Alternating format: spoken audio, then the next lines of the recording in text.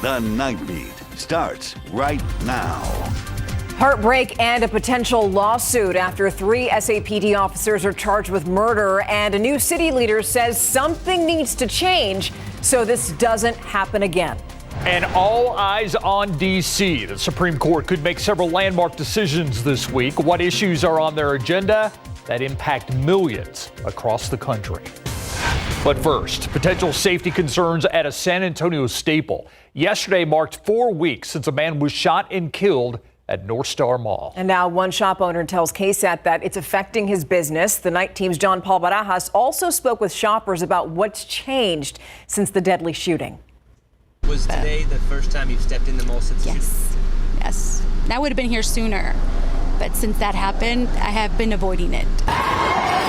It's been nearly a month since a shooting sent shoppers running inside North Star Mall. San Antonio police say 33-year-old rapper Adam Glass was shot and killed in a, quote, isolated and targeted incident. But Cecilia Rodriguez and her daughter say they're still nervous. I'm only going to go for one thing. I know where to park, so I'm just in and out of the room. I didn't really even go into the mall just because of that. I feel like usually there's a lot more people, but it was kind of empty. Stacy Coburn says customers' concerns are cutting into his barbershop's bottom line. Just empty hallways for me, because times I would walk through and like, wow, it was like a ghost town. Again, not just the barbershop itself, but just the mall, you see the difference. Coburn tells us his barbershop is often confused with the one where the shooting happened, and that getting loyal clients back in his chair has been a challenge. But at least one shopper says he still feels safe at the mall. They have good security here. There's no problem with that. Law enforcement responds very quickly here. God forbid anything like that happens again. Coburn has this message to potential shoppers. I just want people to come back to the mall. Now, we spoke to mall management by phone. They tell us that they have a robust security system here. When we asked them about a decline in foot traffic, they declined to comment. As to the investigation, no arrests have been made. And SAPD tells us there are no updates in the case. At North Star Mall, John Paul Barajas, KSAT 12 News. She didn't deserve this, and those officers took my life. I will never be the same person again. The fallout continues after 3 SAPD officers are charged with murder. Now, that was the daughter you just heard from a woman who was shot and killed by San Antonio police. She was speaking today on Good Morning America. A 46-year-old Melissa Perez, that's the picture you just saw. She died Friday morning at an apartment complex on Old Pearsall Road. Those 3 officers who shot her charged with murder. Body cam video released Friday shows the moments leading to Perez's death. Police were called after she allegedly cut the wires to a fire alarm system at her apartment complex. An affidavit says one officer saw Perez pick up a hammer and break a window. You can see officers open fire moments later on the body cam footage. Chief William McManus says Perez was suffering from a mental health crisis. Now, tonight, the officers charged in her murder, they've been identified: Alfred Flores, Nathaniel Villalobos, and Eliezer Alejandro. They're out on bond. SAPD says that they were terminated, but then in another instance, the department said that they were suspended without pay. So now we're trying to get clarification on that. We asked one of the newest members of City Council about the shooting during our KSAT Q&A at 6 o'clock tonight. Listen to what District 7 Councilwoman Marina Alderete Gavito had to say. I think it also highlights that we as a community need to do more to address mental health crisis in our city and really lead there. We're a compassionate city, and we need to make sure that we're responding to mental health crises. We can assess the situation and learn from it, because we all know we would never want this to happen again. Now, the councilwoman also applauded the swift action taken by the city and Chief McManus for arresting those officers. However, the law firm representing Perez's family intends to file a lawsuit, and that's what we're hearing tonight. There needs to be systemic changes at the police department, or this is going to continue to happen. We actually reached out to the San Antonio Police Officers Association. In a statement, President Danny Diaz expressed the union's condolences and says the chief followed all necessary protocols. However, Diaz says the union cannot speak further until the investigation is complete and the judicial process is underway. 21 years, that's how long a man will be going to prison. Miguel Gonzalez was found guilty last week of killing Frank Hammonds with a shovel in 2021. The punishment handed down today Gonzalez was facing up to life in prison again. He will only get 21 years. 6-year-old murder case getting a redo after a mistrial. Guadalupe Contreras is accused of killing his wife Elizabeth back in 2017. Contreras had been on trial for almost a week until today, when a judge declared a mistrial after San Antonio police turned in evidence related to that case over the weekend. The defense argued that it needed time to look over the evidence, so then the judge declared a mistrial. And there's no timetable at this point as for when that new trial is going to take place. Cibolo police searching for a suspect they say fired several shots at a home overnight. Officers say one house on Sunset Heights hit with around 10 gunshots about 1 this morning. Thankfully, nobody was home during that shooting. Security video shows the suspect was in a silver sedan. Police say this is an isolated shooting. There's no threat to the public, but if you know anything about this shooting, you're urged to call the Guadalupe County Crime Stoppers number. That number 877-403-TIPS.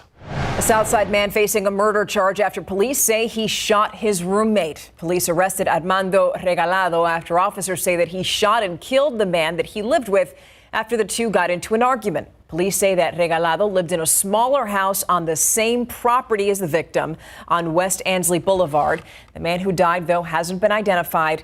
Regalado is now being held on a $150,000 bail. It's just one of the decisions that millions of people are waiting for. How will the U.S. Supreme Court rule on student loan forgiveness? That answer could come as soon as tomorrow. The Night Team's Patty Santos joins us now. So, Patty, student loans are just one of several topics the court is facing.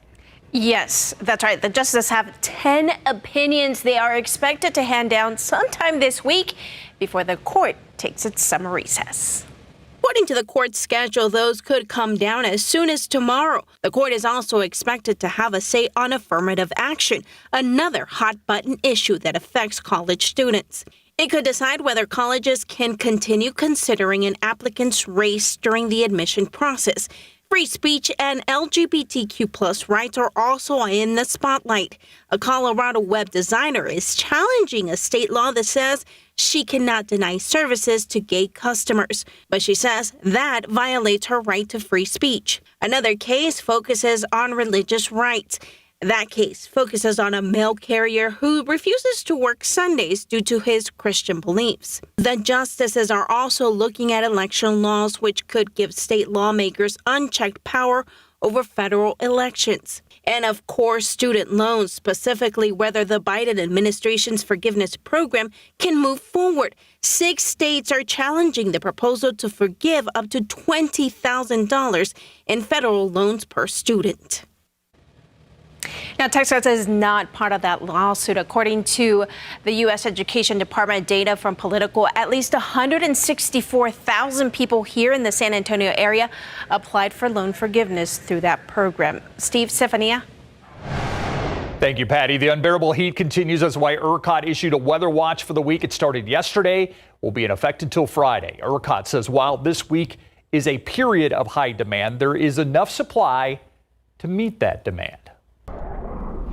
And it's interesting when you look at the numbers from ERCOT. You can go on their website and monitor it in real time. The fossil fuel generation was 69% of our energy produced today was from fossil fuels. Renewables were 25% and nuclear 6%. Now that was as of at 5 p.m. today, which is typically about the warmest time of the day this time of year. Tomorrow, guess what? It's going to be hot again. 103 for the high temperature, right? Surprise, surprise.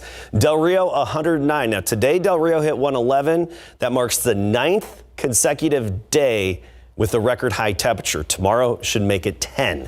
So above triple digits or above 100 again tomorrow into the triple digits. Von Army, 104. Timberwood Park, 101. And downtown San Antonio, 103. We'll take a look at the tropics and the heat high shifts east. What that means for our temperatures in a bit.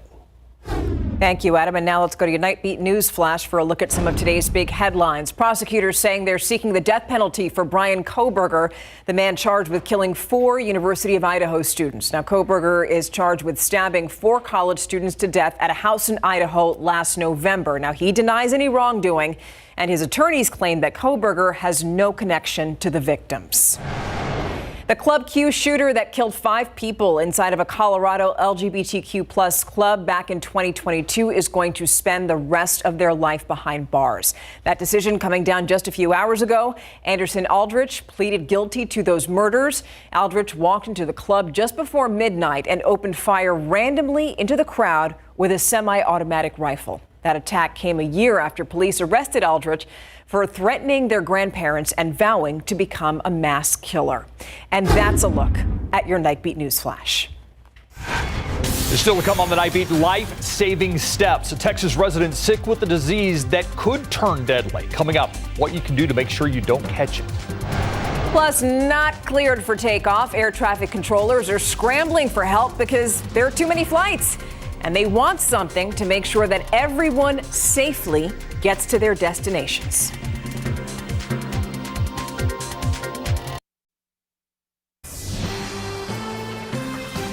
You don't think about it being an issue in the state of Texas, but a Texas resident being treated for malaria after catching the potentially deadly disease. It's one of 3 cases in the country that was caught without the patient traveling elsewhere. The Texas Department of State Health Services says the person likely contracted it while working outside in Cameron County in South Texas. DSHS wants to remind people to protect yourself from mosquito bites with insect repellent, long sleeves, pants when working outside, and draining standing water to limit mosquito breeding. 2024 Republican hopeful Ron DeSantis was about 2.5 hours away from us this morning. He was campaigning in Eagle Pass. While in the border town, he laid out his immigration policy. DeSantis wants to end birthright citizenship, finish building the southern border wall, and send American forces into Mexico to fight drug cartels. I look at the issue of the border, and there's some people in the media, some people on certain political persuasions that just dismiss it as kind of a Texas problem or an Arizona problem. But I'm here to tell you, when you don't have control of your own border, that's an American problem. Now, the DeSantis campaign team says it's going to roll out more details on its policy plans in a few weeks. The state of Texas getting billions in federal funding to help expand broadband availability statewide. The Biden administration announced the Lone Star State getting $3.3 billion, the most of any state in the country, as part of the president's 2021 bipartisan infrastructure plan. In total, $42 billion being spread all among 50 states to give millions of people and small businesses access to high-speed internet. As it stands now, 2.8 million Texas households don't have broadband access. Now, a scathing Department of Transportation report warns that a lack of air traffic controllers could result in delays and a risk to everyday operations at airports. Yeah, it comes as the National Air Traffic Controllers Union is asking Congress to require the Federal Aviation Administration to hire more workers. According to the union, there are 1,200 fewer certified controllers compared to 10 years ago. Thing is, demand for flights only increasing. Congress currently deciding on the new budget for the FAA. The agency asking for 1,800 new controllers to be ready to work by next year. Pretty sure that some of you are thinking about getting out of here soon because of the weather. I mean, it's 91 degrees out there right now. I believe this is our shot right by the San Antonio International Airport. But yeah, as I said, 91 degrees, and our meteorologist, Adam Caskey, is going to take it from here to walk us through the rest of the week. And you were saying, maybe escape, right? Yeah. Escape the heat. Well, I was in Phoenix for the annual American Meteorological Society conference, broadcast meteorologist. So I went from hot to hot, but it was a dry heat, and I noticed it made a difference. It did after having all this mugginess and moisture in the air. I welcomed that dry heat. But it's still not hot. San Antonio. Of course not. But it felt good when you're comparing 106 to 106, right? Maybe it's just different, A little different. Yeah. No, it wasn't San Antonio, that's for sure. They need to bring that conference back here at some point. All right, anyway, let's get right to it. Take a look at our temperature trend. 103 tomorrow, 102 Wednesday. Notice we're down to 100 Friday. And then get this, we could even be in the upper 90s for highs by Sunday and Monday. Yes, we're going to trim back the temperatures a little bit. Here's a look at the state. Pretty quiet. We're going to talk about the overall pattern and why we're going to trim back those temperatures.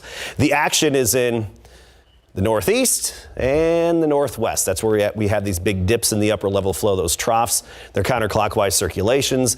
No surprise, that's where the action is in terms of precipitation and even some severe weather along the eastern seaboard. Meanwhile, here we've got the typical big blue H, or the heat high, that has been stronger than usual and pressing down on us. And notice the ridge bumps all the way up through the plains and up the central part of the U.S. Now, this is going to slowly start to slide eastward. It's going to take some time to do so, but it will gradually push eastward in the days ahead. And by this weekend, especially Sunday, it weakens, breaks down, and it's far east of us. This opens the door for some disturbances to move in, but unfortunately, we don't really have any disturbances to come through that open door. So sometimes we look at the tropics, and right now we don't have anything in the tropics that would move our way. But also with that upper level high moving east, it's going to alleviate the pressure in terms of the heat just a little bit. There's one area just southeast of Bermuda over the next 7 days, a 30% chance of development, and that's tracking northward. So that's not the kind of disturbance that could head our way and maybe drum up some rain. Nope. 104, that was our high today officially at the airport. 93 the average. The record 106 set back in 2012. I mentioned Del Rio earlier, making it to 111. 9th day in a row of a record high. Tomorrow should make it 10. Hondo did top out at 106. Pleasanton as well. Check out Cotulla. Officially 112 for the high temperature there. Right now we're at 92, but a dew point is 73, so we're feeling that thick humidity as we often do this time of day in June and even all summer long. So it does feel like it's 101. The heat index is just about 10 degrees above the actual air temperature. Air temperature just shy of triple digits in Del Rio. Now 99, 97 Laredo. New Braunfels down to 89 degrees, probably going to drop another 10 degrees by 7 a.m. tomorrow. Helotes at 91 right now. Divine currently 92, but it's those dew points. It's that very thick humidity, that mugginess out there. And you'll feel that most of the day again tomorrow. Here's your KSAT 12-hour forecast. The brief period of clouds early around sunrise, 77 at 7 a.m. And then by noon, sunny and 94. But at that point, it's still going to feel like it's 103. Then actually 103 for the air temperature by 4 and 5 p.m., but feeling like it's closer to 109. So Pleasanton tomorrow, 104, but feeling like it's closer to 110. Bandera, 105 likely. Bulverde, 101 for the high. A lot of sunshine, but we'll have a little bit of variety in our sky by Sunday and Monday with that high moving out. And I did mention that little trim back in temperatures. Keep in mind, we're getting into early July here. Baby steps this time of year. It's better than going the other direction. All the way down to 99. Got it. Yeah. Thank you. Cool. All right, so we know about Wemby. Yeah. What about the rest of the young guys on the Spurs team? You know, Papa's pretty excited about coming into this year, even though they had a horrible season last year. They learned a lot, they advanced a lot, and they keep working hard. And I think he's pretty excited about what's in the future for San Antonio, along with Wemby coming to town, what lies ahead for his team, even coming off that really bad season.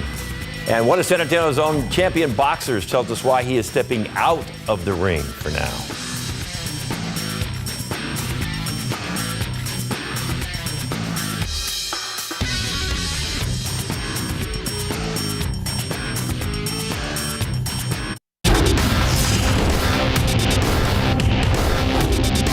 Hi, I'm Jordan Westberg. I'm from New Braunfels, Texas, and I'm an infielder. That's awesome, isn't it? Dreams do come true for one of New Braunfels' own. That dream came true today in Baltimore. More on that in a minute. Victor Wembanyama already having to make a pretty big decision when it comes to his future with the Spurs. He has decided that he will not be playing for the French national team in this summer's FIBA World Cup. He wants to save all his energy and health for his upcoming rookie season with the Silver and Black. He released this statement to the French paper L'Equipe. It would not be realistic in terms of development and not prudent in terms of my health. I hope people will understand. It's frustrating for me, too. The France team is still central for me. I want to win as many titles as possible with the team, but I think it's necessary sacrifice. And, the Spurs fans love to hear that. His sacrifice starts pretty quick. The Spurs will be holding a few practices at their facility this week before they head to Sacramento to participate in the first of their 2 Summer League competitions. After Sacramento, it's off to Vegas.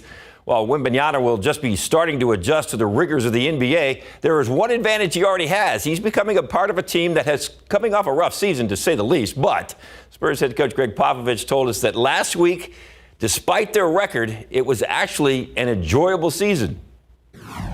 It was fun in a way, not being on TV much, and you just go to work and you don't worry about results other than players developing and a team understanding going forward. And they were A+ in all those regards, and they stuck together. Where a lot of teams that are in that situation really implode. So I was really proud of them, respected the hell out of them for being able to have that kind of mental toughness. And that's what they'll carry forward into this season. Well, that TV thing is going to change this year, but first, it is the California Classic in Sacramento. July 3rd is the first game, Spurs and Hornets. And then it's the Lakers on the 5th. Then the Summer League moves to Las Vegas. The Spurs have 4 games on their schedule. That includes the Hornets, the Blazers, the Wizards, and the Pistons. Earlier today, the Spurs announced their preseason home games, which include an October 13th game with the Miami Heat. Then it's back-to-back games against the Rockets on October 16th and 18th, all at the AT&T Center. Oh, you gonna miss the food? I'm gonna find a way to bring some European and French food back over there. And what excites you most, and what do you hope to work on this summer? Breakfast tacos. I haven't been able to do much, I've had time to eat some tacos, but that's pretty much it. Well, it seems like so far, just about every interview done by Wembanyama has been asked about food, and it's always about tacos, apparently. He has already been seen around town at different eating establishments. Sean Elliott, David Robinson, Manu Ginobili, and Tim Duncan having dinner with Wemby. Manu tweeted later he's the point guard in that group. So last night on Instant Replay, we wanted to know which breakfast taco do you recommend for Wemby? Overwhelmingly, you said it would be barbacoa with a side of Big Red. Interesting choice. All right, we were going to show you New Braunfels High School alum Jordan Westbrook making his MLB debut tonight, but the game is still in progress, so we can't show you any highlights. However, we can tell you that he's got a hit, an RBI, and a run scored for the Orioles. We will have those highlights for you tomorrow at 5. Coming up, boxer Joshua Franco has decided to call it a career. He says why after the break. Over the weekend, San Antonio's own Joshua Franco fought to defend his WBA World Super Flyweight title, but at the weigh-in, he was 6 pounds over the weight limit. He tried to lose it, but couldn't do it in just 2 hours, so he was stripped of his title belt. He would lose his fight by unanimous decision, and after the fight, he released this statement on social media. I wanted to start off by saying thank you to everyone that has supported me in my career. I appreciate everyone for their continued support. I was able to live my childhood dream of becoming a world champion. For the majority of my career, I have been going through a lot of mental problems that I was doing my best to control. I never talked about it publicly because I didn't want anyone to think I ever made an excuse for anything or for anyone to look at me different. I battled through it as much as I could to still perform and give you some great fights. Last night in Tokyo, Japan was officially my last fight. It was a tough week for me, and I didn't get the result I wanted, but I leave this sport knowing I gave it everything I had. So we wish him the best, and hopefully he will get the help that he needs to combat this. Obviously, his health is more important than much. anything that would have to do with boxing. But very much so. He had a great career. Yeah, he did, and he gave us a lot of great boxing matches to watch. So it's just weird saying had. Yeah, because he's just boxing the other He's night. still young. Yeah. Thanks, David. All right. Thank you. And we'll be right back.